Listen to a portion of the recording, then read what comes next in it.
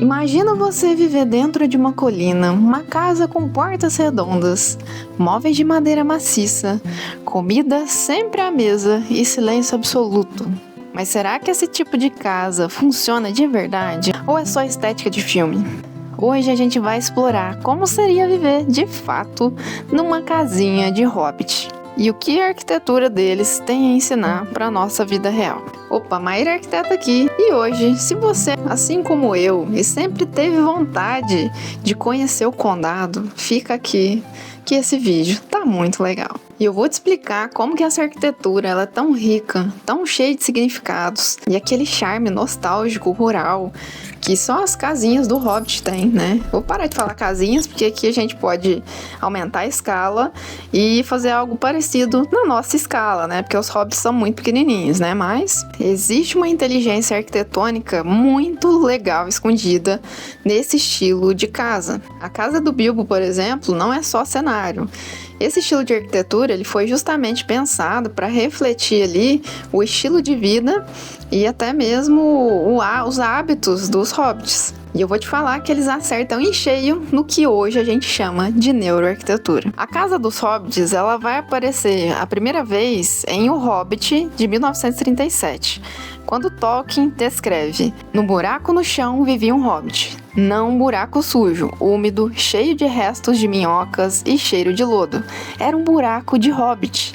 E isso quer dizer conforto. E qual que é o conceito desse buraco confortável? A casa ela representa aconchego, tradição e resistência à mudança. Ela foi inspirada nas casas rurais inglesas, por isso que ela se assemelha muito ao estilo cottage. E desculpa o inglês aí, mas ela também foi inspirada no estilo earth shelter. E o que significa isso? É aquela casa que praticamente ela é aterrada ao terreno. Essa ideia de casa como um prolongamento da terra é tão atual quanto ancestral. Inclusive, existem vários projetos contemporâneos que seguem essa mesma lógica. Então, casas enterradas, arquiteturas biomimética. Tolkien inventou os hobbits, mas com certeza ele se inspirou em arquitetos de verdade. Vamos lá para os elementos arquitetônicos que são uma gracinha. Mesmo se for numa escala maior, gente, pra mim, eu fico imaginando como seriam as cidades dessa forma. Então, a porta redonda é um simbolismo de acolhimento, de retorno ao lar, de segurança. As curvas, que estão muito em alta atualmente, e as formas circulares, que ativam sensações de proteção no cérebro. E são ambientes pequenos, mas são muito bem resolvidos, né? Tem uma organização funcional ali, tem poucos estímulos visuais, a presença também de materiais naturais, aquela questão de conexão com a natureza. Então, pedra, madeira em excesso, barro, lã, tecido cru. E esse contato direto com a natureza reduz o estresse e ajuda até no foco, porque a gente se sente literalmente em casa mesmo. A iluminação é mais suave e você percebe que mesmo que as aberturas sejam menores, né, as janelas, tem uma estratégia na iluminação natural. Então tem poucas janelas não muito grandes, mas que são posicionadas estrategicamente. E isso evita o que muita gente está reclamando, que é a exposição excessiva, né?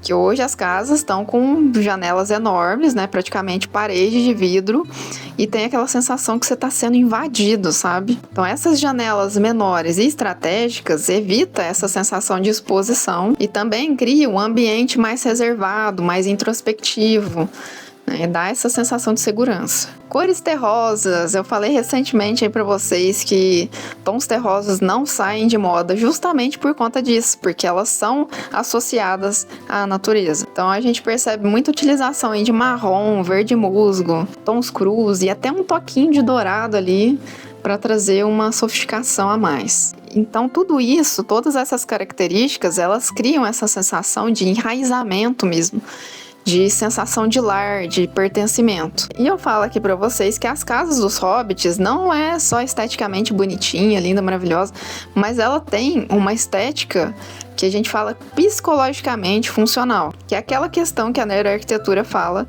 A neuroarquitetura não é uma coisa nova, tá? Tem muita gente comentando aqui sobre a neuroarquitetura, que inventaram isso. A neuroarquitetura, para princípio de conversa, ela não foi inventada, tá? Ela existe desde quando a arquitetura existe.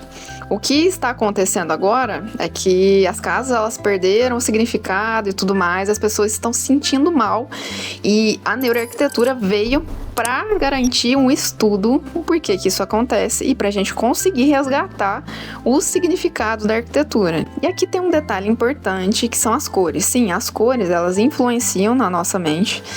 E eu preparei um e-book justamente para isso, para te auxiliar nessa questão. Qual cor que eu utilizo no meu ambiente? Se vai ficar carregado, se não vai? Qual cor que eu utilizo no meu home office, que vai aumentar a minha produtividade? Então no e-book eu explico tudo isso para vocês de forma bem detalhada. E eu vou deixar o link aqui na descrição. E aproveita aqui e comenta qual universo aí de filmes, de games que vocês querem que eu traga para analisar aqui para vocês, porque eu adoro esse estilo de vídeo, né? Por mais que ele não faça tanto sucesso igual os outros vídeos de dicas, por exemplo, mas eu amo esse tipo de conteúdo, de analisar a questão de filmes, né? Por que que os filmes utilizam esse estilo de arquitetura? Por que que as pessoas ficam tão encantadas com o filme? E a arquitetura tem um papel fundamental nisso. Então comenta aqui sugestões que eu vou trazer nos próximos vídeos. E aí eu te falo, existe a possibilidade da gente conseguir viver dentro de uma casa dessa?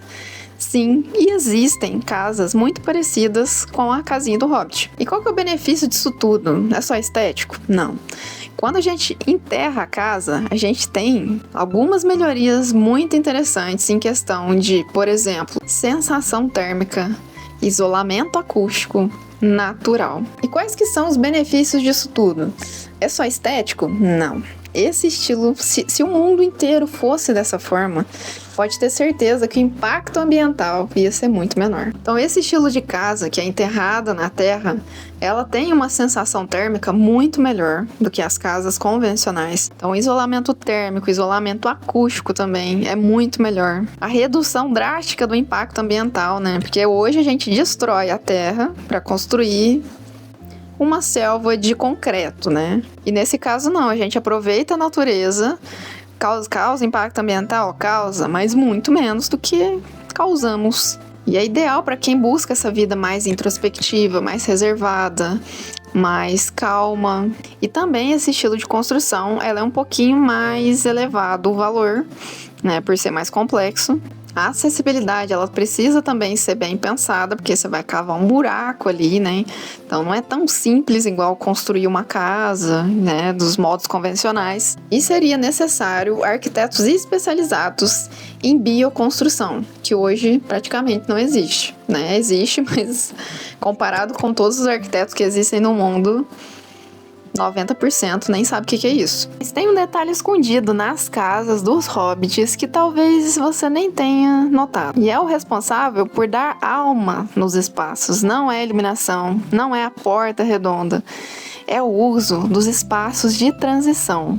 Sabe aquele corredor estreito entre dois ambientes? Aquela curva inesperada? Aquele nicho com livros? Esses detalhes dão ritmo à casa, como se ela tivesse um tempo próprio. E hoje a gente percebeu que a casinha dos hobbits não é simplesmente uma casinha fofinha, né?